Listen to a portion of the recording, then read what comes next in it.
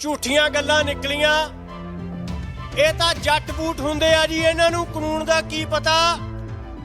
ਇਹ ਤਾਂ ਤੋਮਰ ਨੂੰ ਜਾ ਕੇ ਪੁੱਛੋ, ਜਿਹਨੂੰ 11 ਮੀਟਿੰਗਾਂ ਦੇ ਵਿੱਚ ਘਸਾ ਕੇ ਰੱਖਤਾ, ਗੱਲ ਨਹੀਂ ਆ ਰਹੀਗੀ। ਉਹ ਦੱਸੂਗਾ ਕਿ ਜੱਟ ਬੂਟ ਆ ਕਿ ਉਦੋਂ ਵੱਧ ਗੱਲ ਇਹਨਾਂ ਨੂੰ ਸਮਝ ਆਉਂਦੀ ਆ। ਕਿਸਾਨ ਆਗੂਆਂ ਦੀ ਜਿਹੜੀ ਆ ਉਹ ਧੁੰਮ ਪੈ ਰਹੀ ਆ ਪੂਰੇ ਦੇਸ਼ ਦੇ ਵਿੱਚ ਕਿ ਜਿਵੇਂ ਮੁਗਲਾਂ ਦੇ ਖਿਲਾਫ ਪੰਜਾਬ ਨੇ ਅਗਵਾਈ ਕੀਤੀ, ਅੰਗਰੇਜ਼ਾਂ ਦੇ ਖਿਲਾਫ ਅਗਵਾਈ ਕੀਤੀ, ਅੱਜ ਉਸੇ ਤਰ੍ਹਾਂ ਮੋਦੀ ਦੀ ਜਿਹੜੀ ਤਾਨਾਸ਼ਾਹੀ ਦੇ ਖਿਲਾਫ ਪੰਜਾਬ ਤੋਂ ਚਿਣਕ ਲੱਗੀ ਆ। ਤੇ ਪੂਰੇ ਦੇਸ਼ ਦੇ ਵਿੱਚ ਜਿਹੜੇ ਲੱਖਾਂ ਲੋਕਾਂ ਦੇ ਇਕੱਠ ਹੋ ਰਹੇ ਆ, ਉਹ ਸਾਡੀ ਜਿਹੜੀ ਜਿਨ੍ਹਾਂ ਨੂੰ ਬਜ਼ੁਰਗ ਕਿਹਾ ਜਾਂਦਾ, ਉਸ ਲੀਡਰਸ਼ਿਪ ਦੀ ਬਦੌਲਤ।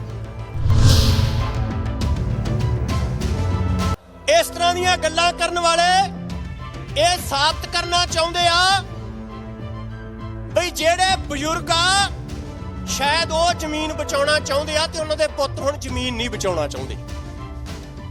ਇਸ ਕਰਕੇ ਜਿਹੜੀਆਂ ਇਸ ਤਰ੍ਹਾਂ ਦੀਆਂ ਸਾਜ਼ਿਸ਼ਾਂ ਇਹ ਕਰ ਰਹੇ ਆ, ਪੰਜਾਬ ਕਾਂਗਰਸ ਦੇ ਕਈ ਲੀਡਰ ਵੀ ਇਹ ਕੁਝ ਕਰਨ ਲੱਗੇ ਹੋਏ ਆ, ਉਹਨਾਂ ਦੇ ਬਿਆਨ ਵੀ ਆਏ ਆ ਪਿਛਲੇ ਦਿਨੀ। ਇਸ ਕਰਕੇ ਕਾਂਗਰਸ ਪਾਰਟੀ ਨੂੰ ਵੀ, ਕੈਪਟਨ ਸਾਹਿਬ ਨੂੰ ਵੀ ਅਸੀਂ ਇਹ ਕਹਿਣਾ ਚਾਹੁੰਦੇ ਆ ਕਿ ਜਿਹੜਾ ਤੁਸੀਂ ਵੀ ਘੋਲ ਬਾਰੇ ਭੁਲੇਖੇ ਖੜੇ ਕਰਨ ਦੀ ਕੋਸ਼ਿਸ਼ ਕਰ ਰਹੇ ਹੋ ਤੇ ਇਹ ਕਹਿ ਰਹੇ ਹੋ ਕਿ 2 ਸਾਲ ਦੀ ਸਸਪੈਂਸ਼ਨ ਮੰਨ ਜਾਓ, ਬੋਲੀ ਤੁਸੀਂ ਵੀ ਮੋਦੀ ਦੀ ਬੋਲ ਰਹੇ ਹੋ। ਤੁਹਾਨੂੰ ਇਹ ਲੱਗਦਾ ਵੀ ਇਹ ਘੋਲ ਮੁਕੰਮਲ ਰੂਪ ਚ ਨਾ ਜਿੱਤੇ, ਕਿਉਂਕਿ ਜਦੋਂ ਇੱਥੋਂ 3 ਕਾਨੂੰਨ ਰੱਦ ਕਰਵਾ ਕੇ ਗਏ ਕੈਪਟਨ ਸਾਹਿਬ, ਜਿਹੜਾ ਪੰਜਾਬ ਦੇ ਕਿਸਾਨਾਂ ਦਾ ਤੁਸੀਂ ਕਿਹਾ, ਭਾਵੇਂ ਆੜ੍ਹਤੀਆਂ ਦਾ ਹੋਵੇ, ਭਾਵੇਂ ਬੈਂਕਾਂ ਦਾ ਹੋਵੇ, ਭਾਵੇਂ ਕੋਆਪਰੇਟਿਵ ਸੁਸਾਇਟੀਆਂ ਦਾ ਹੋਵੇ, ਕਰਜ਼ੇ ਤੇ ਲੀਕ ਮਾਰੂੰਗਾ, ਜਦੋਂ ਇੱਥੇ ਮੋਦੀ ਨੂੰ ਝੁਕਾ ਕੇ ਗਏ ਤੇ ਸਾਫਾ ਤੁਹਾਡੇ ਗੱਲ 'ਚ ਵੀ ਪੰਜਾਬ ਦੀ ਕਿਸਾਨੀ ਨੇ ਪਾਉਣਾ। ਇਸ ਕਰਕੇ ਤੁਸੀਂ ਤੇ ਮੋਦੀ ਮਿਲੇ ਹੋਏ ਹੋ। ਇਸ ਕਰਕੇ ਜਿਹੜੇ ਤੁਹਾਡੇ ਲੀਡਰ ਆ, ਜੋ ਕੁਛ ਉਹ ਇਸ ਸੰਯੁਕਤ ਕਿਸਾਨ ਮੋਰਚੇ ਦੇ ਖਿਲਾਫ ਯੋਜਨਾਵਾਂ ਬਣਾ ਰਹੇ ਆ, ਸਾਨੂੰ ਸਭ ਸਮਝ ਆਉਂਦੀਆਂ ਨੇ। ਤੇ ਜੁਝਾਰੂ ਮਤਾਓ ਭੈਣੋ, ਬਜ਼ੁਰਗੋ ਤੇ ਨੌਜਵਾਨ ਵੀਰੋ, ਸਭ ਤੋਂ ਪਹਿਲਾਂ ਫਤਿਹ ਪ੍ਰਵਾਨ ਕਰਨੀ। ਵਾਹਿਗੁਰੂ ਜੀ ਕਾ ਖਾਲਸਾ, ਵਾਹਿਗੁਰੂ ਜੀ ਕੀ ਫਤਿਹ। ਅੱਜ ਦਿੱਲੀ ਘੇਰੀ ਨੂੰ ਸਾਨੂੰ 3 ਮਹੀਨੇ ਜਿਹੜੇ ਆ ਪੂਰੇ ਹੋ ਗਏ ਆ, ਔਰ ਸੰਘਰਸ਼ ਦੇ 3 ਮਹੀਨੇ ਪੂਰੇ ਹੋਣ ਤੇ ਅਸੀਂ ਨੌਜਵਾਨ ਕਿਸਾਨ ਦਿਵਸ ਜਿਹੜਾ ਮਨਾ ਰਹੇ ਆ। ਇਹ ਸੰਘਰਸ਼ ਜਦੋਂ ਦਾ ਸ਼ੁਰੂ ਹੋਇਆ, ਇਹਦੇ ਬਾਰੇ ਅਲੱਗ-ਅਲੱਗ ਜਿਹੜੇ ਭਰਮ ਆ ਸ਼ੁਰੂ ਤੋਂ ਹੀ ਵਿਰੋਧੀਆਂ ਨੇ ਫੈਲਾਉਣ ਦੀ ਕੋਸ਼ਿਸ਼ ਕੀਤੀ। ਕਦੇ ਕਿਹਾ ਇਹ ਰਲ ਜਾਂਦੇ ਆ ਜੀ, ਇਹ ਵਿਕ ਜਾਂਦੇ ਆ ਜੀ, ਝੂਠੀਆਂ ਗੱਲਾਂ ਨਿਕਲੀਆਂ। ਇਹ ਤਾਂ ਜੱਟ ਬੂਟ ਹੁੰਦੇ ਆ ਜੀ, ਇਹਨਾਂ ਨੂੰ ਕਾਨੂੰਨ ਦਾ ਕੀ ਪਤਾ।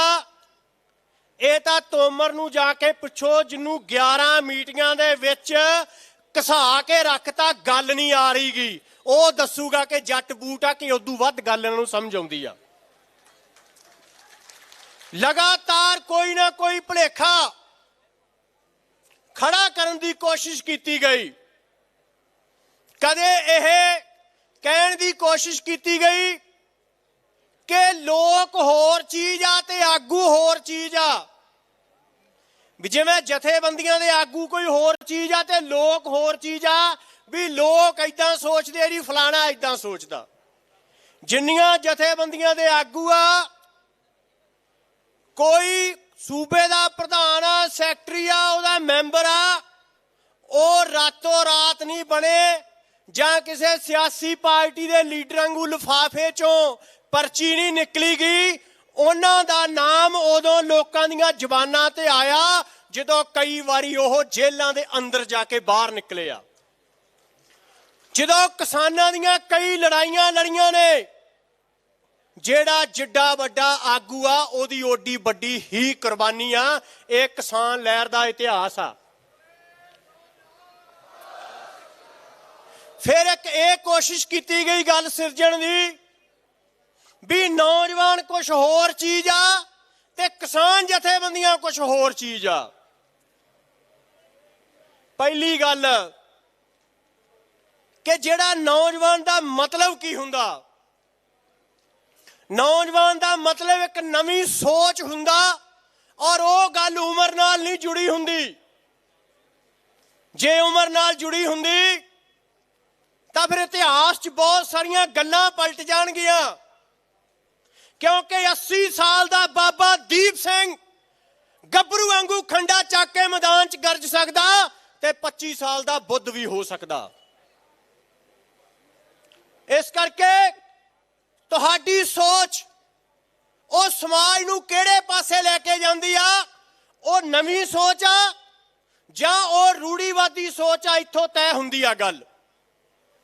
गुरु अमरदास जदों गुरगद्दी ते बैठे आ, वो बहुत बिरध अवस्था सीगे और 3 कमाल दे फैसले, जिथे यूरोप की सोसाइटी भी बहुत बाद पहुंची, उन्होंने 3 कमाल दियां गल्लां कि बाल विआह नहीं होऊगा, छोटियां छोटियां बच्चियां दे विआह कर दिते जांदे सी। उन्होंने कहा कि विधवा नूं दोबारा विआह कराउण दी इजाजत होऊगी। पहला यह सी कि औरत दे पति दी डैथ होण ते औरत नूं सती कर दिता जांदा सी, जिउंदा उहदे नाल जला दिता जांदा सी। सती प्रथा दे खिलाफ उस तो कई सदियां बाਅद कानून बनिया। 250-300 साल बाद कानून बनिया ते गुरु साहब ने 250-300 साल पहला यह गल कहती। उन्होंने कहा कि औरत पर्दे च नहीं रहूगी, कि औरत घुंड कट के नहीं रखूगी। समाज दे बड़े हिस्से च अजे प्रथा चलती आ। तो फिर असी गुरु साहब की उम्र तो नहीं देखांगे। उन्हों दे वो फैसले जिथे समाज ने सदियां बाद पहुंचना सीगा, उन्होंने पहला एक जवान सोच, एक इनकलाबी सोच ते समाज नूं अगे ले जाने वाली सोच जिहड़ी सीगी वो समाज दे सामने रखती। 23 सालां दा भगत सिंह, 23 साल दा भगत सिंह जदों जवानी दा मतलब कोई ये कढ़दा कि वह मार धाड़ वाला हुंदा, तां भगत सिंह ने जे असैंबली च बंब सिटिया तो वह भी खड़का करन वाला। जदों सांडरस नूं गोली मारी आ तो वह यह सीगा कि जिहड़ी लोकां दी लहर दे उपर एक दहशत पई आ, वो दहशत तोड़नी चाहिदी आ। कि हिंसा दा रोल की आ लहर दे विच, सिर्फ हिंसा सब कुछ नहीं हुंदीगी। जे हिंसा सब कुछ होवे ते फिर जेड़े चोर डाकू लटेरे ते गुंडे जेड़े मारां धाड़ां करदे आ, फिर समाज दे आगू ओ होणगे। इस करके हिंसा ते शांति दा जेड़ा समेल आ ओ समझना जरूरी आ। भगत सिंह दा जेड़ा बड़ा योगदान आ ओहदे चिंतक होण च आ। भगत सिंह ने जिहड़ी ये गल कही कि इस देश दे विच लड़ाई चलदी पई आ, जे तां इनकलाब दे रूप समाप्त हुंदी आ तां मनुख हथों मनुख दी ते कौम हथों कौम दी लुੱਟ खत्म होऊगी। जेकर इत्थे एक समझौते दे रूप च हुंदी आ ते इत्थे गोरियां दी थां ते पूरे आके बह जाणगे ते साडे लोकां दी लुੱਟ उसे तरह हुंदी रहूगी। ਉਹ एक नौजवान सोच सी जिन्ने गल समझी ते लोकां दे सामने रखी और वो गल अज ठीक आ कि गोरियां दी थां ते पूरे गद्दियां ते बैठे होए आ। 18 सालां दा सराबा वो देश दा पहला पायलट आ। तुहानू बोलियां नू शायद यकीन पता ना होवे कि वो देश दा पहला पायलट आ। जदों पहली विश्व युद्ध दे विच भी बहुत घट हवाई जहाज़ां दी वरतों होई आ, गदर पार्टी उदों हवाई हमलियां बारे सोच रही सी अंग्रेज़ां दे उपर। और जदों असीं सराबे नूं याद करदे आ, भगत सिंह नूं याद करदे आ, तां वो 23 सालां दा भगत सिंह ते 19 सालां दा सराबा, ਉਹਦੇ ਅੱਗੇ 70 ਸਾਲ ਦਾ ਬਜ਼ੁਰਗ ਵੀ ਜਿਹੜਾ ਸਿਰ ਨਿਵਾਉਂਦਾ ਸਤਿਕਾਰ ਦੇ ਨਾਲ, ਉਹ ਕਦੀ ਉਮਰ ਕਰਕੇ ਨਹੀਂ, ਉਹਦੀ ਉਹ ਸੋਚ ਕਰਕੇ ਆ ਜਿਹੜੀ ਸਮਾਜ ਨੂੰ ਨਵਾਂ ਰਾਹ ਦਰਸਾਉਂਦੀ ਸੀ। ਇਸ ਕਰਕੇ ਇਹ ਜਵਾਨੀ ਹੋਰ ਆ, ਕਿਸਾਨ ਆਗੂ ਹੋਰ ਆ, ਉਹਨਾਂ ਨੂੰ ਦੱਸਣਾ ਚਾਹੁੰਦੇ ਆ ਕਿ ਜਦੋਂ ਇਹ ਕਾਨੂੰਨ ਆਏ ਸਭ ਤੋਂ ਪਹਿਲਾਂ ਕਿਸਾਨ ਜਥੇਬੰਦੀਆਂ ਦੇ ਆਗੂਆਂ ਨੇ ਸਮਝੇ ਔਰ ਲੋਕਾਂ ਨੂੰ ਸਮਝਾਏ। सब तो पहला जिहड़ा बंदा गल समझदा, नवीं गल आई सब तो पहला समाज दे अगे लैके आए। इस करके सब तो वध ते असली नौजवान वो किसान आगू आ जिन्हां ने जगाया समाज नूं। और जदों जागिया ते अज पंजाब दी किसान आगूआं दी जिहड़ी आ ਉਹ ਧੁੰਮ ਪੈ ਰਹੀ ਆ ਪੂਰੇ ਦੇਸ਼ ਦੇ ਵਿੱਚ ਕਿ ਜਿਵੇਂ ਮੁਗਲਾਂ ਦੇ ਖਿਲਾਫ ਪੰਜਾਬ ਨੇ ਅਗਵਾਈ ਕੀਤੀ, ਅੰਗਰੇਜ਼ਾਂ ਦੇ ਖਿਲਾਫ ਅਗਵਾਈ ਕੀਤੀ, ਅੱਜ ਉਸੇ ਤਰ੍ਹਾਂ ਮੋਦੀ ਦੀ ਜਿਹੜੀ ਤਾਨਾਸ਼ਾਹੀ ਦੇ ਖਿਲਾਫ ਪੰਜਾਬ ਤੋਂ ਚਿਣਕ ਲੱਗੀ ਆ ਤੇ ਪੂਰੇ ਦੇਸ਼ ਦੇ ਵਿੱਚ ਜਿਹੜੇ ਲੱਖਾਂ ਲੋਕਾਂ ਦੇ ਇਕੱਠ ਹੋ ਰਹੇ ਆ, ਉਹ ਸਾਡੀ ਜਿਹੜੀ ਜਿਨ੍ਹਾਂ ਨੂੰ ਬਜ਼ੁਰਗ ਕਿਹਾ ਜਾਂਦਾ ਉਸ ਲੀਡਰਸ਼ਿਪ ਦੀ ਬਦੌਲਤ ਆ।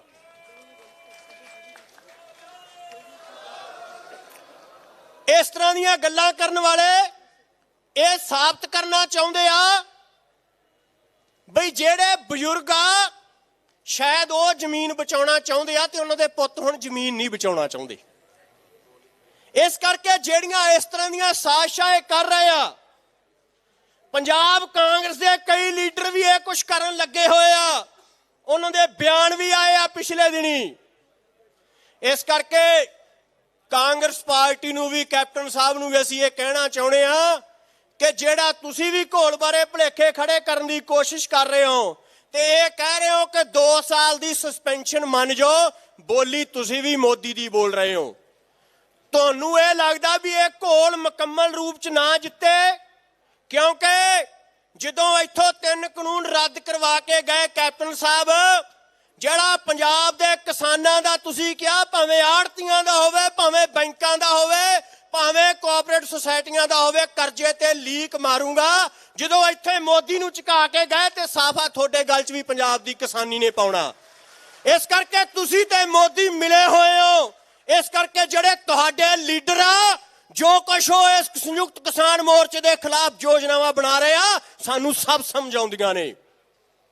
ਇਸ ਕਰਕੇ ਸਾਰਿਆਂ ਨੂੰ ਬੇਨਤੀ ਆ ਕਿ ਇਸ ਤਰ੍ਹਾਂ ਦੀਆਂ ਸਾਜ਼ਿਸ਼ਾਂ ਜਿਹੜੀਆਂ ਲਗਾਤਾਰ ਫੈਲਾਈਆਂ ਜਾ ਰਹੀਆਂ ਨੇ, ਜਿਹੜਾ ਇਹ ਵੀ ਨੌਜਵਾਨ ਇਲਾਕਾ, ਮੈਂ ਆਪਣੀ ਗੱਲ ਨੂੰ ਸਮੇਟਦਾ ਹੋਇਆ, ਆ ਜਿੰਨੇ ਲੋਕ ਬੋਲ ਰਹੇ ਆ ਇਹ ਕਿਸਾਨ ਜਥੇਬੰਦੀਆਂ ਦੇ ਨੌਜਵਾਨ ਆ ਸਾਡੀਆਂ ਬੀਬੀਆਂ ਬੋਲ ਕੇ ਗਈਆਂ ਨੇ, ਇਹ ਵੀ ਜਿਹੜੀਆਂ ਨੌਜਵਾਨ ਨੇ ਔਰ ਇਹ ਵੀ ਕਿਸਾਨ ਜਥੇਬੰਦੀਆਂ ਦਾ ਹਿੱਸਾ ਨੇ।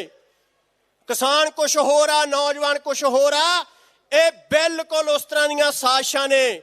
ਕਦੇ ਸਿੱਖ ਵਰਸਸ ਕਾਮਰੇਡ ਬਣਾਉਂਦੇ ਆ, ਕਦੇ ਕੁਛ ਬਣਾਉਂਦੇ ਆ। ਸਾਡੀ ਲੜਾਈ ਸਿਰਫ ਤੇ ਸਿਰਫ 3 ਖੇਤੀ ਕਾਨੂੰਨ ਰੱਦ ਕਰਾਉਣ ਦੀ ਆ।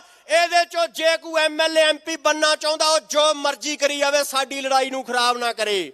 ਜਿੰਦਾ ਕੋਈ ਹੋਰ ਏਜੰਡਾ ਉਹ ਕਰੇ, ਸਾਡੀ ਲੜਾਈ ਨੂੰ ਖਰਾਬ ਨਾ ਕਰੇ। ਸਾਡੀ ਲੜਾਈ ਸਾਡੀ ਹੋਣ ਦੀ ਲੜਾਈ ਆ, ਸਾਡੀ ਰੋਜੀ ਰੋਟੀ ਦੀ ਲੜਾਈ ਆ, ਸਾਡੀ ਜ਼ਮੀਨ ਦੀ ਲੜਾਈ ਆ। ਔਰ ਉਹਦੀ ਲੜਾਈ ਵਾਸਤੇ ਪੰਜਾਬ ਦੀ ਜਵਾਨੀ, ਪੰਜਾਬ ਦੀ ਕਿਸਾਨੀ ਇੱਕ ਮਤ ਆ। ਇਹ ਅੱਜ ਦਾ 3 ਮਹੀਨੇ ਪੂਰੇ ਹੋਣ ਤੇ ਤੁਹਾਡਾ ਇਕੱਠ ਤੇ ਸਟੇਜ ਨੂੰ ਕੰਟਰੋਲ ਕਰ ਰਹੇ ਨੌਜਵਾਨ ਸਾਬਤ ਕਰਦੇ ਆ। ਹਾਕਮੋ, ਪੰਜਾਬ ਦਿਓ, ਕੇਂਦਰ ਦਿਓ, ਤੁਹਾਡੀਆਂ ਚਾਲਾਂ 'ਚ ਲੋਕਾਂ ਨੇ ਆਉਣਾ ਨਹੀਂਗਾ। ਕਾਨੂੰਨ ਰੱਦ ਕਰਾਏ ਤੋਂ ਬਿਨਾਂ ਵਾਪਸ ਨਹੀਂ ਜਾਣਾਗਾ। ਇਹ ਪੰਜਾਬ ਦੀ ਜਵਾਨੀ ਤੇ ਕਿਸਾਨੀ ਜਿਹੜੀ ਆ, ਇਹ ਰਲ ਕੇ ਇਤਿਹਾਸ ਜਿਹੜਾ ਸਿਰਜੂਗੀ। ਤੁਹਾਡਾ ਬਹੁਤ ਬਹੁਤ ਧੰਨਵਾਦ। ਵਾਹਿਗੁਰੂ ਜੀ ਕਾ ਖਾਲਸਾ, ਵਾਹਿਗੁਰੂ ਜੀ ਕੀ ਫਤਿਹ।